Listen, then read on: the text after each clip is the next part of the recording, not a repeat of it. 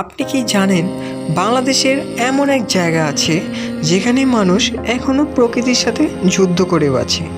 আমি এমনই এক জায়গায় এখন দাঁড়িয়ে আছি যেখানে ভোরের কুয়াশা ভেদ করে সূর্যের আলো ধীরে ধীরে ছুঁয়ে যায় পাহাড়ের ডাল। দূরে বাঁশের ঘরে জেগে ওঠে মণিপুরি পরিবার।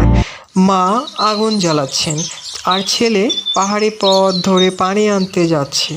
এখানে পানি মানে শুধু পানি না, জীবন।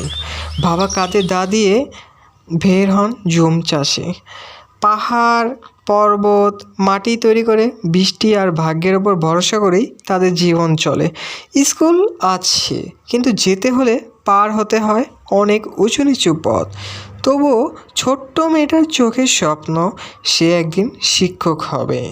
এখানে বিদ্যুৎ কম, মোবাইল নেটওয়ার্ক দুর্বল, কিন্তু হাসি সেটার কোনো অভাব নেই। রাত হলে তারা ভরা আকাশের নিচে বসে গল্প করে গান গায়, যেন কষ্টগুলো একটু হালকা হয়। আমরা শহরে অনেক কিছু পেয়েও সুখ খুঁজি, আর তারা কিছু না পেয়েও অনেক সুখী হয়। এটাই পাহাড়ি মণিপুরীদের জীবন অ্যান্ড বাস্তব চিত্র।